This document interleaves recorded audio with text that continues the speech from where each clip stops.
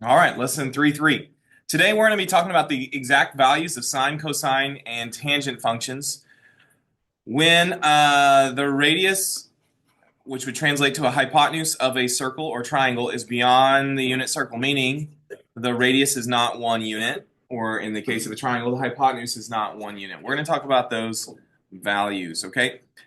Last class, we left off, and this is at the very end, it was example 5. We ended up dealing with what's called this unit circle. And so I had a unit circle that we were filling out. Now on this unit circle here, I want you to take a look at here at 0 radians, which is equivalent to 0 degrees. Look at this spot right here. This is where I want you to set your eyes. If you have a hard time seeing it on my screen, look in your packet. I want you to look at that value right there. And I'm going to ask you a question. Are these values reduced?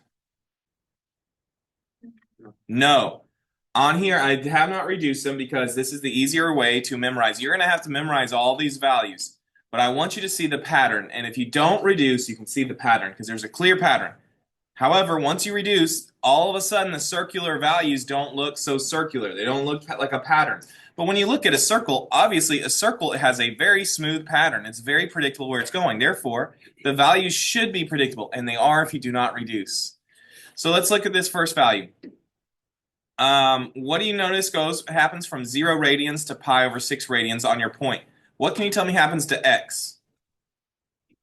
It decreases. Now, why would x decrease? Why would that make sense? Going from this point, it would be a point right here. Let me go ahead and just draw it on. It would be, a point would be moving from right here. These coordinates would be this point. And now these coordinates would be when the point is right there. Why is it that x decreases? Well, y is going to increase, but why does x specifically decrease? Now, I'm going to ask this question. Which way does the x-axis move? It's not because it's going farther up. You're on the right track, but it's not because it's going farther up that x goes smaller. It's because the point moves to the left. X-axis goes which two directions? Left and right. So when I'm at this point, I'm as far as this circle ever goes to the right. Because of that, the x value right here is at its maximum because that's the farthest it ever is to the right. When I move to this point, forget about up and down for a moment. Did I move to the left or to the right to get to the second point?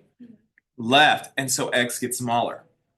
And so anytime the point ultimately moves leftward, the values of x get smaller. Now, why would they be negative over here? Why are the x values negatives?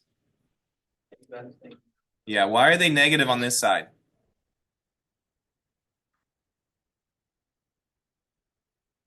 Well, where do you think the origin is? Let's ask that question. Where's the origin? Right here in the middle. So if you're on the left of the origin, are your x values positive or negative? Negative. Negative. That's why these are all negative. But do you see the pattern of x's? What's happening to x? It goes from its maximum and it decreases all the way until its minimum value, which is right here. That's the farthest left this circle ever travels, is right there. This would be the minimum x value. So what happens after that point as you keep going around? X's will start increasing until they get back to the max. Does that make sense? Okay, so now let's look at the y values. Starting here, what's my y value when you're on the x-axis? This is the x-axis right here. What's your y value? Okay, I need people to speak up. What's the y value when you're on the x-axis? If you don't know this, then you go back to Algebra 1. I don't mean to be mean, but that's just a fact. If this point is on the x-axis, what's its y value? 0. Okay, now this is the unsimplified version, but I'm writing it this way because you can see the pattern. So what happens if the point starts to move upward? It increases, and it's going to keep increasing until it gets to its maximum. The maximum would be the highest point on the circle, which happens right there. That is the highest this circle ever travels. Therefore, that'll be the greatest y value you'll ever have. What is the greatest y value on a unit circle? Square root 4 over 2. And now you could reduce these. All of these do, not all, but most of these values reduce, but it doesn't look like a pattern if you reduce them. What is the square root of 4? 2. This would be a 0, so what would happen is you'd have 0 over 2, comma 2 over 2. Well, that even could reduce further. What is 0 divided by 2? That would be 0. And what's 2 divided by 2? 1. Notice these points can be reduced, but we're going to leave it in unreduced form so that you can get those memorized. Does that make sense how this works? Okay, now, last thing before I move on. What if I asked you for the sine of pi over 3? I want to make sure you know understand how to use this. How would you find the sine of pi over 3?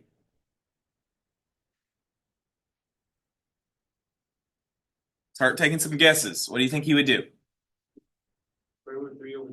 It is. The answer will be the square root of 3 over 2. Now, how did you get that, Isa? Pi and then sine is 1. You looked on the pi until you found this, and you said sine is y, and so you took the y value as your answer. That's 100% accurate. That makes sense? So what would have been different if I still had pi over 3, but I asked for cosine? What would you do now? You would take the x. And what is the x value? Now, this one, Delta Math will not give you credit if you typed it in that way. What's wrong with square root of 1 over 2? What can you do to that? You can simplify. What is the square root of 1? Nope. Square root of 1 is 1. So you just say, oh, I see. You're saying the answer is 0.5. Sorry. I'm following. You would say it's 1/2. Can the square root of 3 reduce? Do we have a good square root of 3? What do y'all think? Is square root of 3 a good number or a crazy decimal? Crazy decimal. Crazy decimal. So you wouldn't do it there. You would leave this answer here. This would be the answer. If it said sine of square root of 3 over 2. If it said sine of pi over 3. If it said cosine pi over 3, you would say the answer is 1/2. Does that make sense? Okay, how about one more? What if we did the tangent of pi over 3? Sine is y, cos is x, tangent is y over x. So this would be the square root of 3 over 2 divided by the square root of 1 over 2. What do you think happens with both of these over 2's? Cancel out. They would cancel out. These would simplify out of there. And so now it's the square root of 3 divided by the square root of 1. What do we have a square root of 3? Do we have a square root of 1? What is it? What's the square root of 3 divided by the square root of 1? I'm sorry, what's the square root of 3 divided by 1? Just the square root of 3. And that would be your answer this time. So that's how you'll use that on the homework or wherever else. That's how you'll use the unit circle. All right, summarize for me. Marcus, as we move along the unit circle, if I take a point, as I move along the unit circle, at the initial here, what's happening to my x values? Are they increasing or decreasing? They're decreasing. Why are they decreasing? Because we're going left. Very good. All right, Asif, summarize for me. As I begin moving on this unit circle, my y values increasing or decreasing? Increasing. Why are they increasing? Because they're going up. X is decreasing. Oh, come on. X is decreasing because we're going left. Y is increasing. Okay, what about quadrant 2? Julian, what's happening to the x values as you go into quadrant 2? It's decreasing. They're decreasing. Why are they decreasing? Because it's moving more to the left. That's moving more to the left. What does that mean if x is decreasing? Ramesses, what does that mean? Which function's decreasing if x is decreasing? Which one's x? Sine, cosine, tangent. Cosine. Cosine's decreasing if you go left. Okay, now what's happening to the y values here? Sam, what's happening to the y values? They're decreasing. Why are they decreasing? Because it's going down. That would mean if y is decreasing, that which function is decreasing as well? Sine is decreasing. Good. We get to quadrant 3. Quadrant 3 is a little bit trickier. What's happening to my x values? They're actually increasing. Why are they increasing? Because we're moving to the right. What's happening to the y values? They're decreasing. Why are they decreasing? Because it's going down. Tangent, though, is positive here. Why would tangent be positive? Because tangent is y over x, and a negative divided by a negative. This point is from the origin. Here's the origin. These values are left and down. They're both negative. What's a negative divided by a negative? Positive. Another way to think about it is this. Tangent is the same thing as slope. You see all these black lines going across? Each one of these black lines, tell me about their slope. What can you tell me about the slope of each one of these black lines? It's a positive slope. So tangent is always positive when the lines would have a positive slope. Tangent would be negative anytime these black lines have a downward slope. Does that make sense? Okay. Questions of that? Does it start to make a little more sense? Do you think you can remember the values? What happens to every single square root value as you move from one point to the next point and so on? How much do they change? How much do the square roots change by? 1. Could you figure out which one increases, which one decreases and such by the direction? Yes, you could. As you move up, the y values get bigger, but the x value as you go left gets smaller. By the way, the numerator values inside the square root should always add up to be 4. Every one of these, ignoring the negatives, should add up to be 4. Does that make sense? Okay, so that's a unit circle. I want to make sure you know those. Those will help you find your function values, which is what today's lesson is all about. So I have this slide here. It's a review. I just don't want you to forget. Here are your ratios. This was the most important thing I said last class. This is the most important thing you get down for all of Unit 3 for that matter. I say it as sine is y, cos is x, tangent is y over x. In that little rhyme there, sine is y, cos is x, tangent is y over x. We're leaving something silent. What's the silent letter? R. It still needs the R. If you're on a unit circle, the R gets simplified because on a unit circle, the R equals 1. The radius is 1. But not everything's going to have a radius of 1, as we'll see today. All right? Most important thing, those are those 3 functions. The other 3, cosecant, secant, cotangent, are just the reciprocals. They are the reciprocals. Okay, so if you know sine is y, then you'll know its reciprocal is just going to be, cosecant will just be the reciprocal of sine's answer. All right, example 1a. It says this. The terminal side of an angle theta contains the point -5, 3. Find the exact values of sine, cosine, and tangent functions of theta. Use radicals if necessary, but no decimals. So here, we don't have a circle, we don't have a triangle, we just have a point on a line. Y'all agree with that?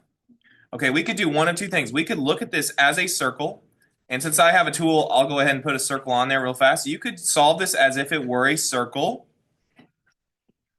Or what's easier for you is you could solve this as a triangle. Now let's do it as a triangle. This is what I would suggest you do on your packet. I want you to draw this as a triangle. So connect this point to the x-axis. You always, always, always make your triangle connect to the x-axis, never to the y-axis.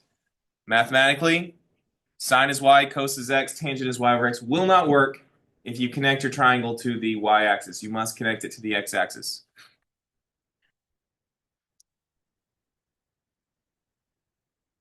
Okay, am I good enough to continue on?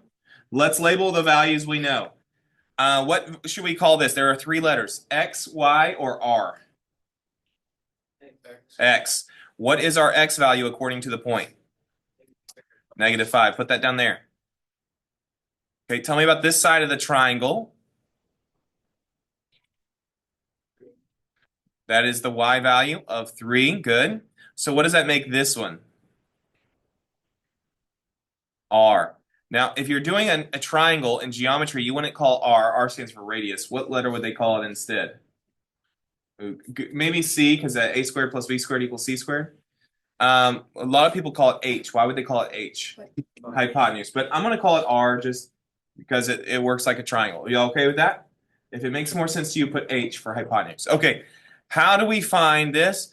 You use this formula that x squared plus y squared equals r squared. That's going to be our Pythagorean theorem for pre-cal. I know you're used to a squared plus b squared equals c squared. That's what you learn in geometry. But we're not going to use the letters a, b, and c. We use x, y's, and r's. So that's the equivalent statement. We're going to use that formula. So when we plug in, we can solve for r. What is our x value? It'll be -5 squared. You need to square the negative, therefore put the negative inside of parentheses. What's our y? 3. It doesn't have a negative, so you don't have to worry about parentheses. Equals r squared. We don't know what that is. Okay, -5 times -5. What is that? That is 25. 3 squared equals r squared.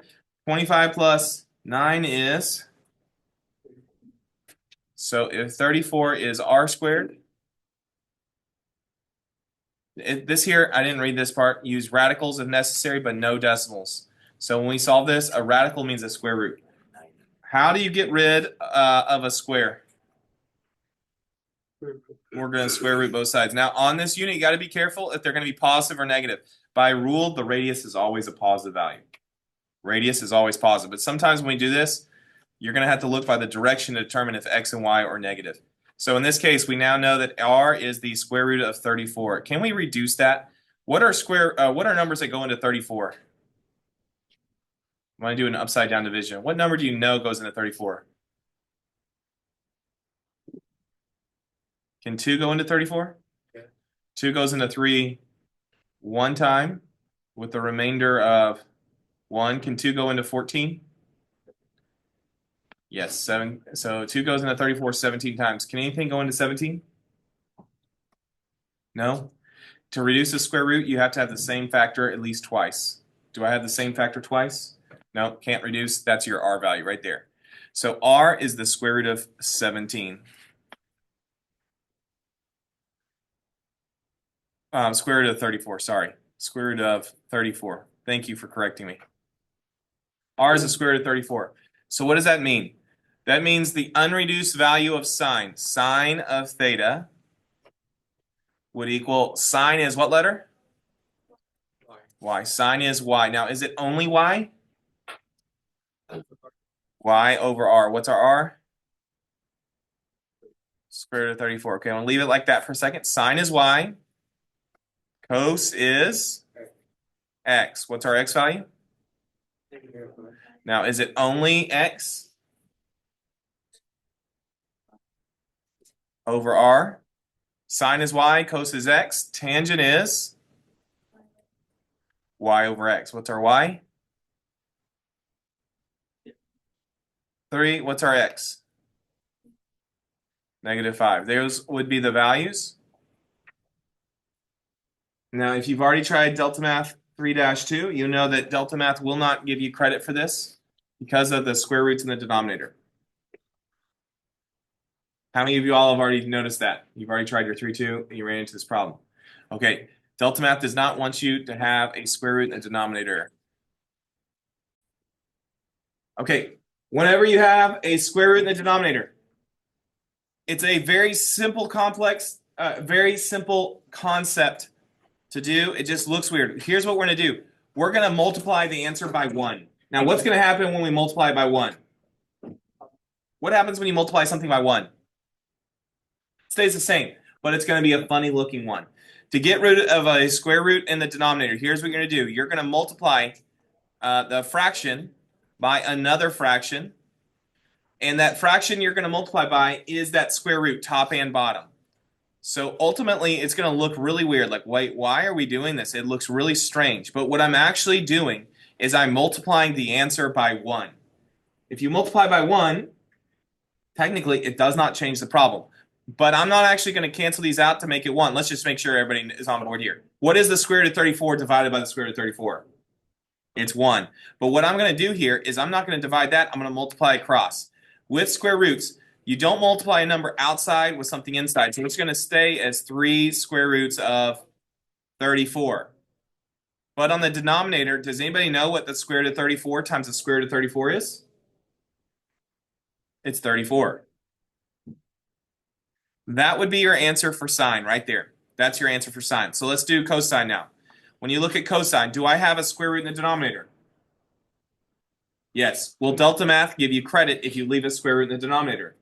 No. So what do you do to get rid of a square root in the denominator? You multiply by a funny looking 1. What's the 1 that we're going to multiply by? 34. Square root of 34 over the square root of 34. What happens on the numerator? Can I multiply that -5 inside the square root? No, so you just set them next to each other. -5 square roots of 34. What do you do in the denominator? When they multiply, they reduce to become 34. Tangent, you don't have to change. It's already in good form. There's no square roots. You can leave it alone. There's your answers right there.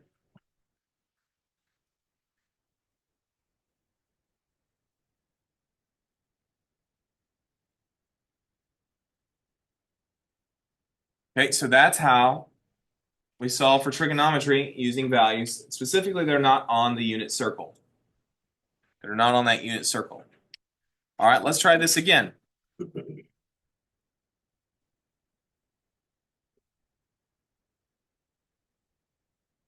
says here on part B, let theta be an acute angle. What does acute angle mean? Less than 90 degrees, such that sine is 5/6, and theta lies in quadrant 1. So this is quadrant 1. In case you're confused, this is quadrant 1. Quadrant 2 would be over here. Quadrant 3 is down to the left, and quadrant 4 is down to the right. In case anybody forgot that. That's how they work. It says sine is 5/6. Now, here's how you'll solve these. You'll ask yourself, sine is what letter? So we always say sine is something, cosine is x, tangent is y/x. What is sine? Y. Now, is sine only y? It's actually y/r. This is your y value. This is your r value. Here's what I want you to do. We're going to draw a value here. Now, you think about it, the y value needs to be 5. The length of this radius here needs to be 6. So we almost go up as high as we go out. So it's going to be something pretty tall. If you want to draw it accurately, draw it like that. Now, the r value is this value. This is r. R is, I'm just going to write this way. R is 6. What's the y value here? 5. We know the y value is 5. So what I would do is either draw a triangle, which for you, drawing triangles are typically easier for you. You can straight edge this pretty easy. If you draw a triangle, you always connect it to which axis do we say? You always connect your triangle to the x-axis. We know the y value. We know the y value is 5. That we were given. Which value are we missing? Your x. By the way, the theta is always on the inside, close to the origin like that. That's where you put your theta. I don't remember if I did that in this one. Oh yeah, they gave you the theta. They put the theta there. The theta is between the x-axis and the line near the origin. That's where the theta always goes. Okay, so you're right. We're missing the x value. So what's our formula to solve for x? On the previous slide, it's the Pythagorean theorem, but x squared plus y squared is going to equal r squared. That's what we're going to use in pre-calc because those will be the letters we're using. This time we don't know x, but we do know the other variables. What was y? And what is r? We got that from right here.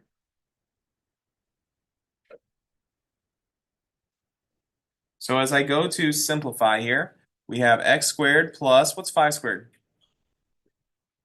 Equals, what's 6 squared? All right, now it's just a simple algebra 1 problem. We subtract by how much? The opposite of adding is subtracting, so we subtract both sides by 25. 25 cancels on the left, and we're left with x squared equals, what's 36 minus 25? 11. The opposite of a square is a square root. Now, here's what you have to check on x and y. You have to check directionally, is x going to be a positive or a negative? Because when you take a square root, it could be either or. Are we going to be positive or negative if the value goes to the right? Positive. We need x is going to be the positive square root of 11. Can I reduce the square root of 11? No. So x becomes the positive square root of 11. The positive square root of 11. Let me go ahead and move these down a little bit. Okay, so now going back to the problem, it says evaluate cosine and tangent values of theta. Find the exact values. Do not use decimals. So what does that mean? We have to find cosine. Sine is y, cos is x. So the cosine of theta would equal, you just told me x. What's my x value? Square root 11 over, not ever just one letter by itself, it's x over r. What's our r? 6. It says find cosine and tangent. Sine is y, cos is x, tangent is y over x. The y value is 5x is square root 11. If you were on delta math, would they give you credit for both of those values? No, it'd give you credit for one of them too. Which one would it give you credit for? Cosine. What's wrong with tangent? Square root in the denominator. So what do you do to get rid of that square root? You multiply by a funny looking 1. What's our funny looking 1 going to look like? Square root 11 over square root 11. In the numerator, what do you do when you have a number outside multiplying with the square root with a number inside? You just put them next to each other. So it's 5 square roots of 11. What do you do here? That's just 11 because ultimately, when you multiply 11s, you get 121. The square root of 121 is 11. So the square root disappears. Those would be our answers there. So notice I'm not using any decimals. These would be the exact values. That's how Delta Math's going to want it. That's how your AP exam is going to want it. Just like that.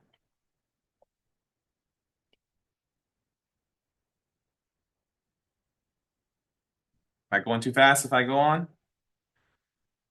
All right, one more. It says if theta terminates. Do y'all remember terminates from last lesson? What does that terminate word mean? End. If theta ends in quadrant 3. Where's quadrant 3 one more time? If this is quadrant 1, this is quadrant 2. Where's quadrant 3? It's down there. This angle is going to go in the bottom left. This would be quadrant 4 right here. I just leave it down there so I have more space to work. And tangent theta is 4 over 7. Okay, sine is y, cos is x. Tangent is? Yeah, so 4 is y and 7 is x. Find the exact values for sine and cosine. So let's draw this. It says the y is 4, the x is 7. So whatever 4 is, 7's further out. So this one should look more like that this time. Because whatever the y value is, the x has to be a greater amount, a greater distance. Now, according to up here, we think this is 4. We think this is 7. But this doesn't make sense to me. How can 4 go down and 7 go left? They're both actually negative. What happens when you divide if you have two negatives?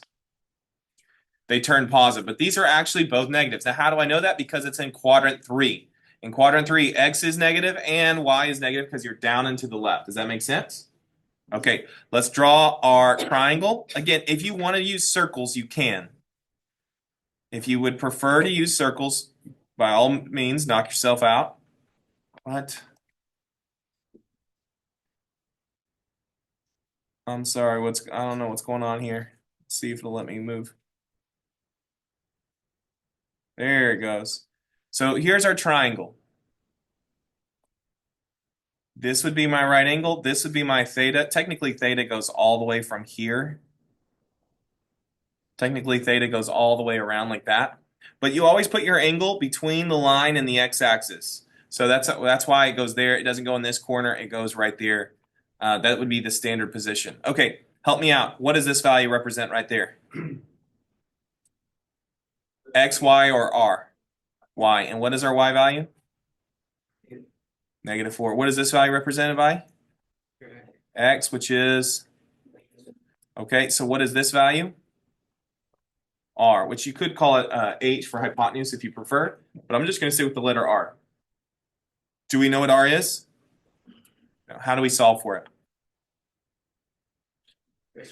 X squared plus y squared equals R squared. You're catching on fast. What is our X value? -7. What's our Y value? We don't know R. -7 times -7. I put these in parentheses because technically if you use a calculator, if you don't put in parentheses, it will not square the negative. It'll give you the wrong value. What's -7 times -7? Positive 49. -4 times -4? 16. And that equals r squared. 49 plus 16 is 65. Very good. So 65 equals r squared. What's the opposite of a square? Square root. By rule, your r value is always positive. No matter which way it's pointing, r is always positive. So r will be the square root of 65. I'm not sure if that reduces. Let's go over here. 65. I'm going to use upside down division. What's a number you know goes into 65? 5. 5 goes into 6 how many times? Once, the remainder of 1. 5 goes into 15? 3 times. Can any number go into 13? To reduce a square root, you have to have the same factor twice. Do I have the same factor listed twice? So it does not reduce. It's just the square root of 65.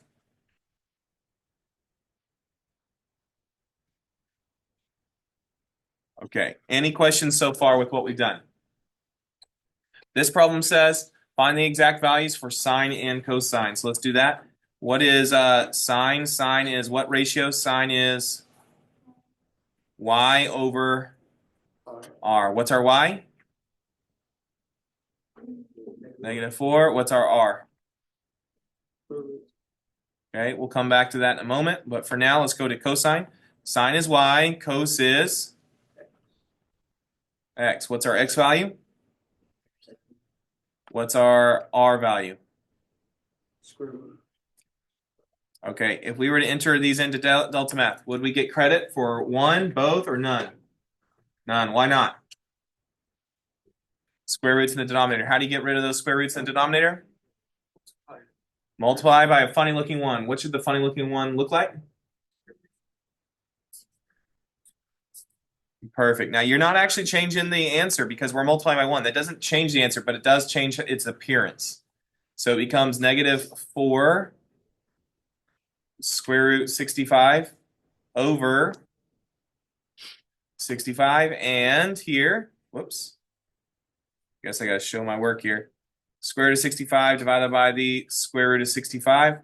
This would reduce to become -7 square roots of 65 over 65. There's our answers. And those would now get you credit on Delta Math. All right, you've seen me walk through this 3 separate occasions now. 3 different scenarios.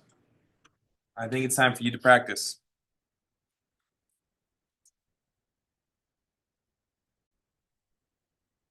I'm off. We're not practicing just yet.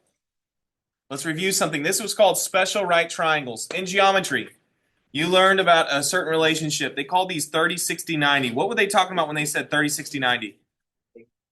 The angles of a triangle. There's this relationship that no matter what, on a 30, 60, 90, you have a relationship. And here's, you know what? I don't know why I wrote it this way. I'm going to add the letter x because the value doesn't have to be a 1. Either way, you have a relationship. If you did your trig, if you have a 30, 60, 90, whatever side length is across from the 30, the angle or the side that's across from the 90 will be twice its length. And the one that's across from the 60 will be x square roots of 3 of the length. So let's just say this value is a 5. I just want to walk you through. If this is actually a 5, then this is twice 5. If this is 1 times 5, which is just 5, if this is 5, then this would be twice 5. What's twice 5? 10. If this was a 5, then this length would be a 10, and this one would be 5 square roots of 3. Make sense? Okay, new problem. What if you looked up and this leg that's across from the 60 was 8 square roots of 3? What would it mean this length is? 8. What would it mean this length is? 16. You catching on? Okay, I'll do one more. What if you open up a new problem and this length, the hypotenuse, was 20? What does it mean this leg is? 10. And this leg? 10 square root of 3. Okay, good. On a 45, 45, 90, it follows this relationship. This is, I put an x there, put an x there, and an x in front of the square root of 2. So on a 45, 45, 90, If this length was a 13, what's this length? 13. A 13, and what's this length? 13 square root. 13 squared is a 2. Perfect. You got it. 30, 60, 90 is equivalent to pi over 6, pi over 4, pi over 3 on a circle. Remember, triangles use degrees, circles use radians. They measure the radius along the circumference, which we call radians. Pi is a measurement of 3.14 radiuses, if you remember that from last class. 3.14 radians. Okay, that's what that's telling you there. So now, let's complete this chart. And there is a hand trick to help you out with this. So I'm going to pause the video because I can't do this on the video, but I want to show you here in class. All right, so after doing the hand trick in class, what the hand trick does is it finds these 30, 60, 90 angles, which I don't have all the values here. So let's try this on our hand here. If you had to find pi over 6, you're looking at your left hand. Which finger should we be bending? Pi over 6 is your ring finger. Bend your ring finger and flip it over. How many sine fingers do you have? Remember, it's the square root of how many fingers. How many fingers do you have when you bend your ring finger and flip your hand over? 3. Sine is y, which is on top. You have 1. It's always going to be 1, the square root of fingers over 2. Always, always, always. Square root of fingers over 2. Now, how many cosine fingers do you have? Now, tangent, if I didn't say it, it's the square root of fingers divided by the square root of fingers. How many square root y fingers did I have? 1. How many square root x fingers did I have? 3. Okay, those are your values. Now all we have to do is reduce them. Can the first reduce? Can I reduce the square root of 1? Does square root of 1 have a good number? It's 1/2. That would be this value. What about square root of 3? Can I reduce that? Nope, that is your answer. That one does not get reduced. What about here? Can I reduce those? Yeah. Yeah, what do I do? 1 over... Okay, can I leave my answer in this form, though? So what do I now do? Multiply by a funny-looking 1, and we'll have our answer. What is 1 times the square root of 3? Do I need to put the 1 in front? You can just do it as square root of 3 over 3. There's your answers. Okay, let's reload and try it again. Shake out your left hand. Let's start over. You're looking at your left hand. You're looking at specifically the palm of your left hand. Pi over 4. Which finger is your pi over 4 finger? Middle. Bend your middle finger. Flip your hand over. The sine is the square root of y fingers. How many y fingers do you have? So it's the square root of 2 over 2. The cosine is the square root of x fingers. How many x fingers do you have? That's 3. We're bending the middle. There's only 2 left over, so it should be 2. Okay, and now tangent is the square root of y's over the square root of x's. How many square root y's do we have? 2. How many square root x's did you have? 2. Once you write them out, you reduce them. Can I reduce the square root of 2? Does that have a good number? Nope. Square root of 2 is not 1. 2. It doesn't have a good square root. You leave it. So what about this one then? We leave it. Over here, that can reduce. What's the square root of 2 divided by the square root of 2? 1. That's your answer there. All right, we're going to do this one more time. All right, shake out your left hand. Starting over. Pi over 3. Which finger is your pi over 3 finger? Index. Bend your index finger. Flip your hand over. How many y fingers do you have? Square root 3. So it's square root 3 divided by 2 for sine. What about cosine? Square root 1 over 2. And so then, therefore, tangent would be the square root of y fingers, which is 3, over the square root of x fingers. How many x fingers do we have? 1. Okay, now let's go across and reduce. Can I reduce the first value? Can I reduce the square root of 3? No, that stays. Okay, what about the square root of 1? Can I reduce that? Yeah, that just becomes 1/2. Good. and square root of 3 over square root of 1. I cannot reduce the square root of 3, but I can reduce the square root of 1. What is the square root of 1? 1. And what is the square root of 3 divided by 1? It's just the square root of 3. That's your answer this time. So I've been telling you we're going to have to memorize that unit circle. That's how you can do it really easy, is using that hand trick. We will learn the quadrants as we go on. The quadrants will tell you positives and negatives, but that's basically how it uses. That's how it works. Okay, so if you're watching that video, you should just kind of go back to this unit circle and get your values from here. All right, let's pick back up. What do we have here? So now we want to do, again, some practice. Now, I know this is on the table, but we're going to do some practice here. It says find sine and cosine for these values. So what if I ask you for the sine of pi over 3? Which finger would you bend for the sine of pi over 3? Your index finger. Bend your index, flip your hand over. It's your left hand we should be looking at. You bend your, because that refers to the first quadrant. How many y fingers do you have there? Square root 3. And what is sine and cosine always divided by on the hand trick? 2. That's right.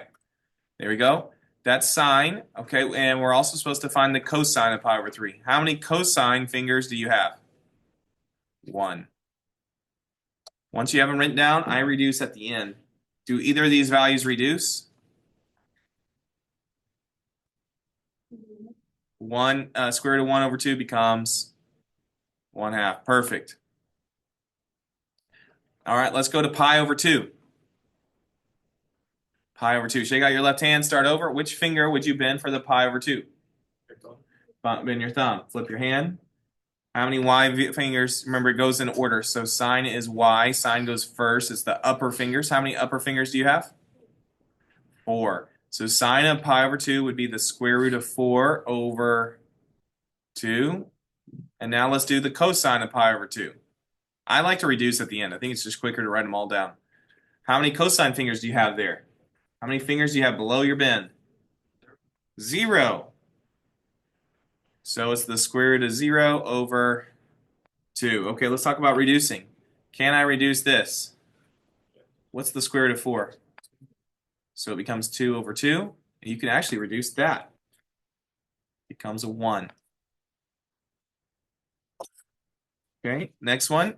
What is the square root of 0? We have a value for that. 0. So it's 0 divided by 2. What is 0 divided by 2? That can reduce further. 0. So sine is 1, cosine is 0 at pi over 2. Okay, let's jump over to pi over 4. Shake out your left hand. Pi over 4. Which finger is your pi over 4 finger? Middle. Bend your middle finger. Flip your hand over. How many sine fingers do you have at pi over 4? 2, I agree. So it's the square root of 2 over 2. How many cosine fingers do you have? 2, so it's the square root of 2 over 2. Okay, now let's ask about reducing. Can I reduce the square root of 2? Nope. Can I reduce this square root of 2? Nope. You leave them. Last one. What about the sine of pi over 6? Shake out your left hand. Which finger is your pi over 6 finger? Ring. Bend your ring finger. Flip your hand over. How many y's do you have?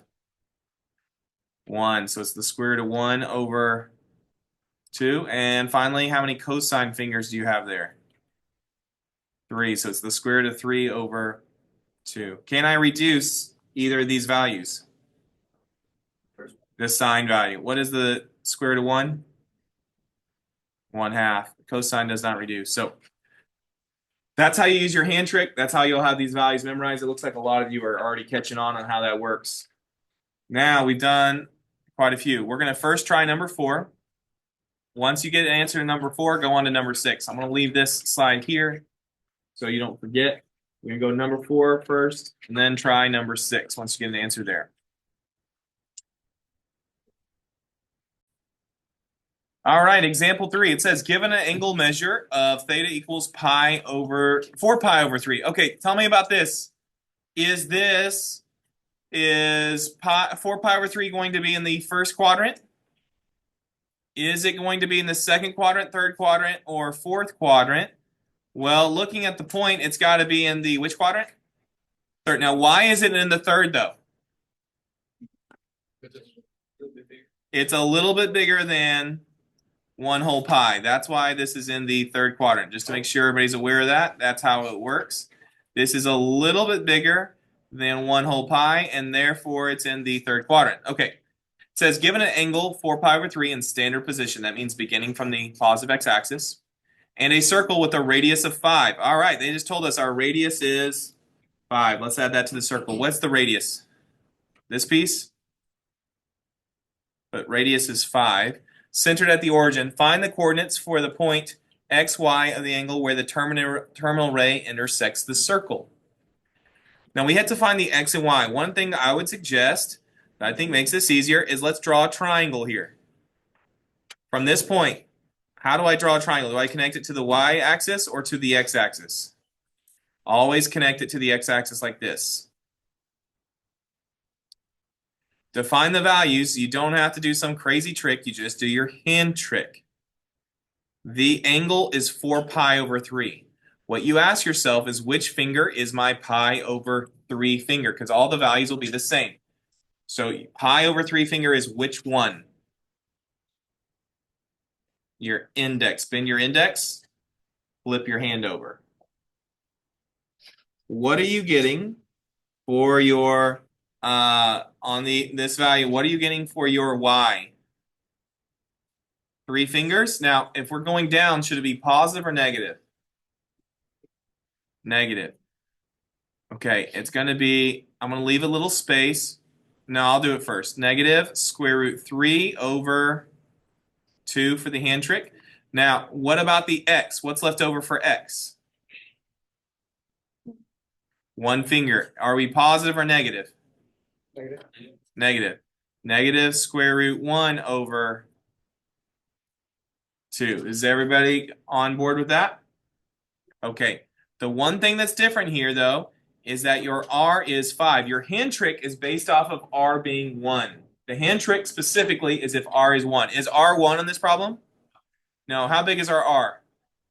5. So here's what I'm going to do here. I'm going to change this to say this is 1 times 5, just so you can see. You see how that's 1? What is 1 times 5? 5. Okay, actually, maybe it'll be easier to do this. I had it r equals 5. Let's change that as it equals 1 times 5. What that means is my hand trick works as if it's a 1, but this is a 5, so that's the same thing as 1 times 5. What does that mean I need to do to each of these values? I need to multiply them by 5 to have the right answer. I don't know if you're tracking with that line of thinking, but since my radius is not 1, it's actually 5. That means my radius is multiplied by 5, so I need to multiply these values by 5. Now I can write my point. Can this reduce the square root of 1? Yeah, so it's going to be, let me actually just write it out. Negative 5 times the square root of 1 over 2. That's my x value. My y value is going to be negative 5 square root of 3 over 2. Now that's unreduced. That is unreduced right there. I just multiplied. That's all I did.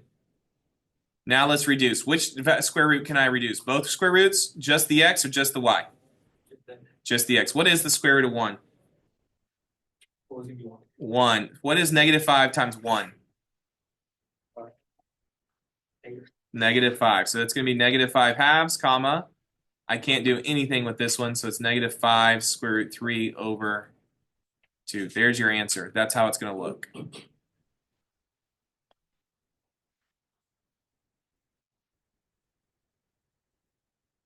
Okay, let me summarize. This was a hand trick.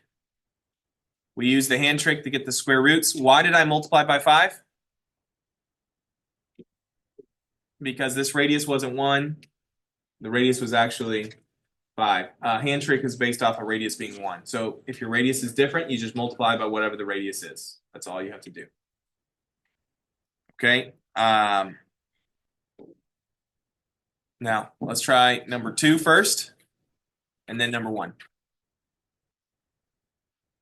Number 2 first, then number 1.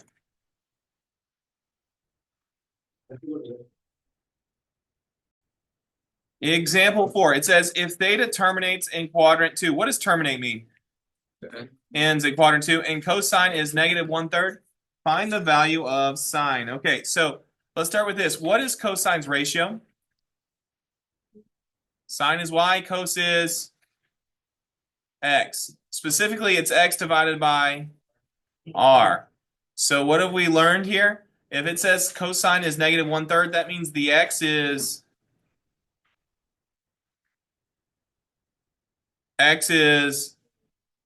someone say negative 1. Negative 1, and our r is 3. Come over here and let's make this a triangle. I think it's easier to see it as a triangle. The x value is negative 1. The r value is, whoops, forgot equals 3. How could you solve for your y?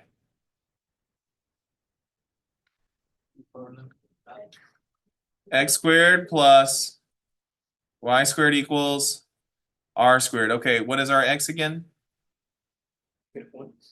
Negative 1. What is our r again? 3. So negative 1 squared is negative 1 times negative 1 is positive 1. What's 3 squared? 9. We are almost isolated here. How do I get rid of positive 1? We subtract 1 from both sides. So y squared is 8. What's the opposite of a square? A square root. So y is going to be the square root of 8, but that can be reduced. I want you to think about it. I'm going to use upside down division. What number can go into 8? 2, and 2 goes into 8 4 times. What can go into 4? And 2 goes into 4 2 times. Here's what that means. 8 is the same thing as the square root of 2 times the square root of 2 times the square root of 2. That can be reduced here. What is the square root of 2 times the square root of 2? 2. That becomes a 2 because square root of 2 times square root of 2 is square root of 4. What is the square root of 4? 2. These 2's become, it's just y equals, that becomes a 2 outside the square root. What's left over is a square root of 2 inside. That's what your y is. Y is going to be 2 square roots of 2. It asks for sine. We can get our answer now. Sine is what ratio? Sine is y divided by r. So it'll be 2 square roots of 2 over 3. That's your answer there. That's how you reduce the square root. You hadn't seen that today, but that's how you do it. If you have a pair, the pair comes outside.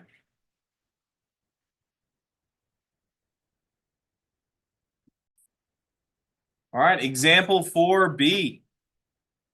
Says if tangent is 4/3 and cosine is less than 0, find sine and cosine and the coordinates where the terminal side of the angles intersect the circle.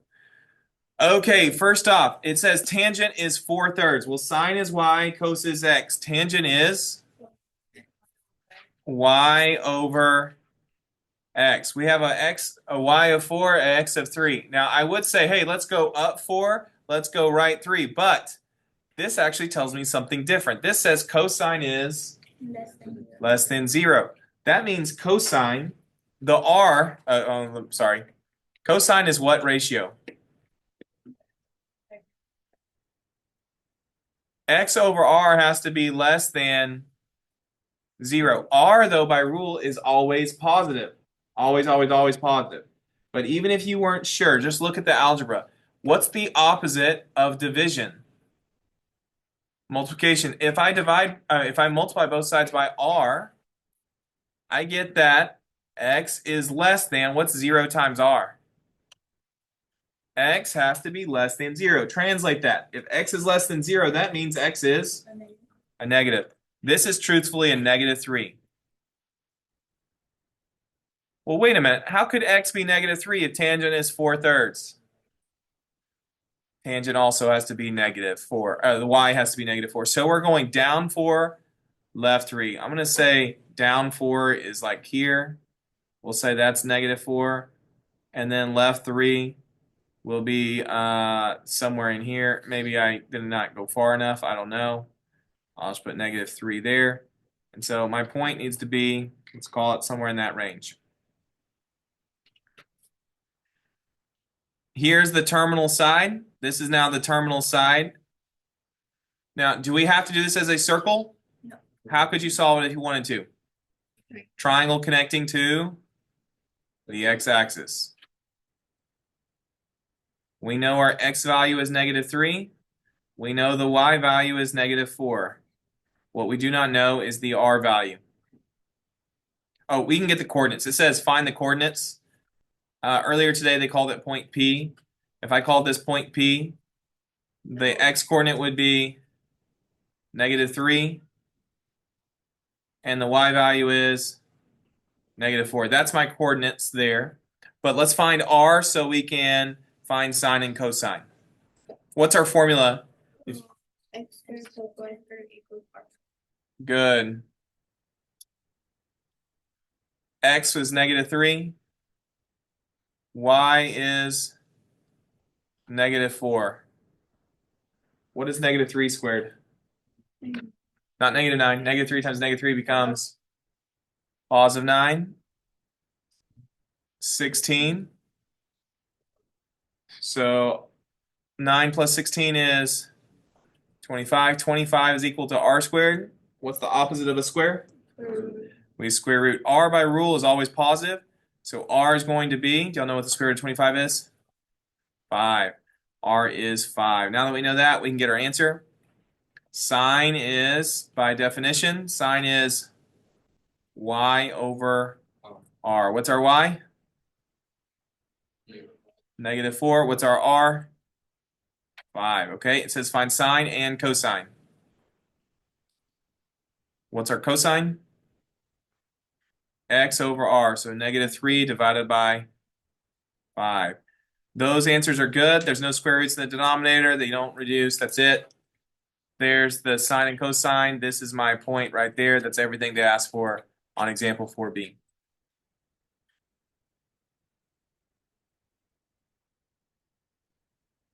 All right, now it says find all values from 0 to 2 pi where r times cosine is 0. So I want you to think on this here. Here's 0, here's 1 pi, here's 2 pi. Go ahead and label that on there. You want to think through this. This says find all values of theta that are within here where r times cosine equals 0. I told you a rule earlier. I said r is always positive. Rule. R is always positive. That means greater than 0. By rule, to multiply and get 0, what do you have to be multiplying by? What's the only way to multiply and get a product of 0? To multiply by 0. Well, r has to be positive. It cannot be anything but a positive number. So if this is positive times something equals 0, what does that mean about cosine? Cosine has to be 0. Therefore, cosine has to equal 0. That right there would be a hand trick. This is a hand trick. Where is the only place that cosine itself could be 0? Flip your hand over. You're thinking on this side right now, because these are the pi sides. We don't know the angle. We're looking on this side. How would I get a value of 0 for cosine? Bending which finger? Bending the, not pinky, that would be a y of 0. Bending your thumb. You would have a x value of 0 here and here. Think about the first quadrant, that's your thumb. What's your thumb represent in terms of pi? This, by the way, is the value of 0, 1. On a unit circle, this is the value of 0, -1. What is the pi where your thumb is? Pi over 2. What is it over here? I'll give you a hint. It's more than 1 pi. It's less than 2 pi's, and it has a denominator of 2. Whoops. 3. So I'll say it again. It's more than 1 pi, which means it's more than the denominator, but it's less than 2 pi's. What number is more than 2, but less than 2 times 2? 3. 3. Those are the only spots. So theta equals pi over 2, 3 pi over 2. That's where cosine would be 0. This spot and this spot is where cosine would equal 0. Just to be clear, that's where cosine equals 0. This is where cosine, because cosine is x, equals 0. All right, with that, you would try number 5 on your back of your packet.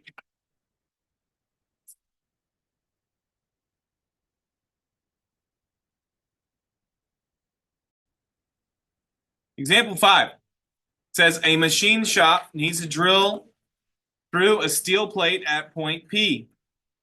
Calculate the actual measurement for the placement of the hole, then use your calculator to approximate the location of the hole to be drilled. Okay, so we need to drill this hole right here. What can you tell me if you were going to draw this figure into a triangle? What do we always connect to? Okay, take this point and connect it to the x.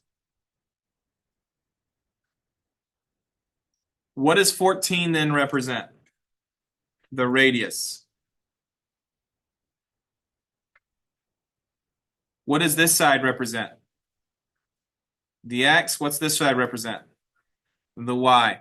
We need to find what the point p comma x comma y is, which means we need to find the x and the y. How do we do that?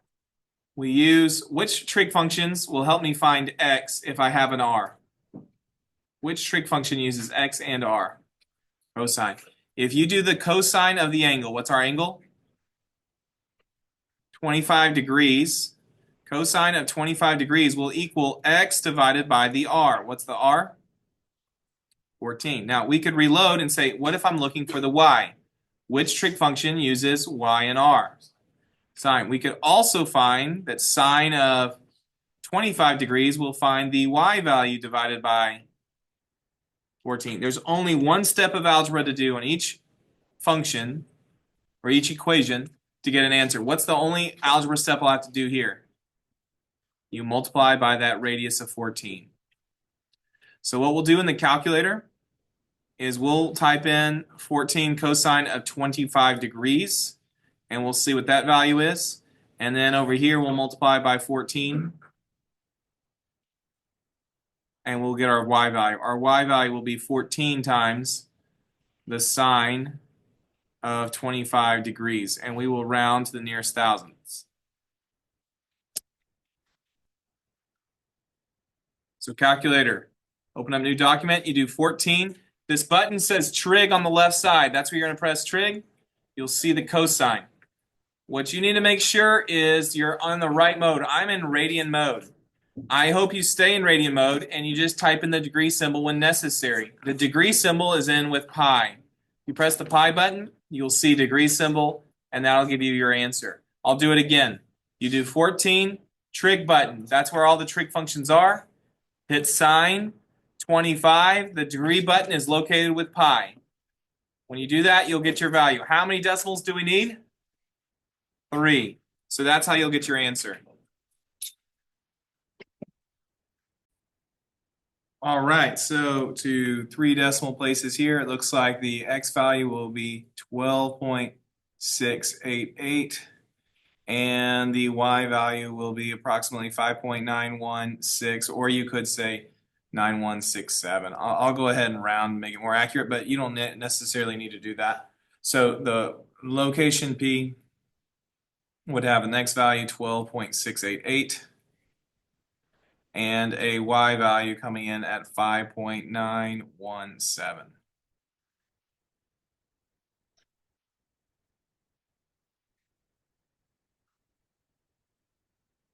Example 6. It says here, the terminal rays of 2 different angles are shown. The measure of angle AOB, and this is in standard position, angle AOB is pi over 3 radians. I'm going to go ahead and add that in so we don't get confused. This right here is pi over 3 radians.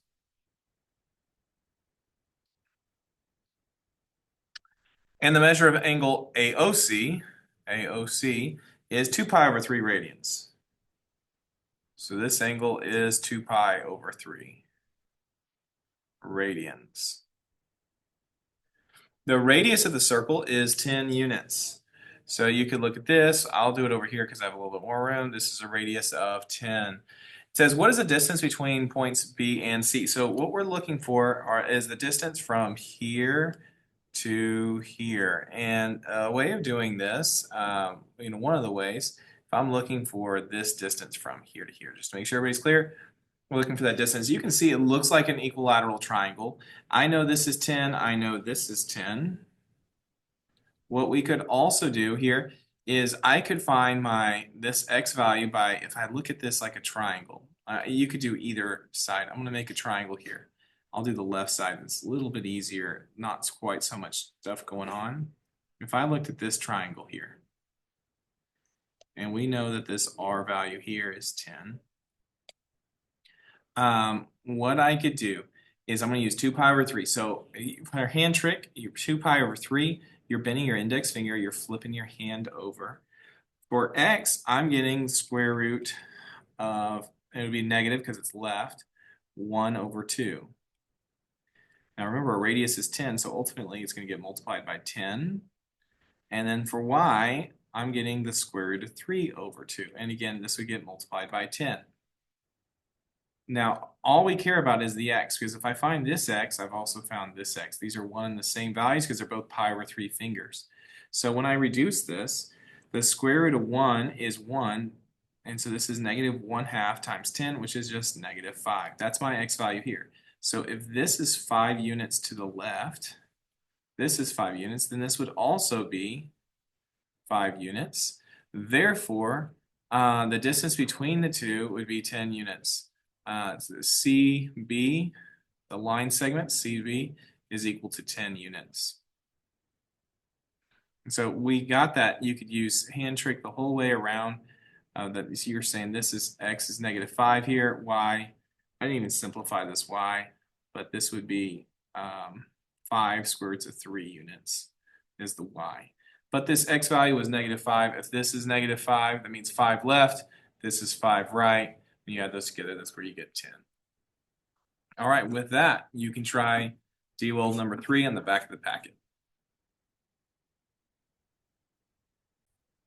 All right, that's a wrap. Go make sure you get these submitted in for lesson 3.3. Scan that QR code. You can log in, save. You can Google AP Classroom. Make sure once you log in, you click AP Classroom, AP Pre-Calculus, choose your sine and cosine function values quiz near the top, and then submit your values after you check your boxes to get to the questions.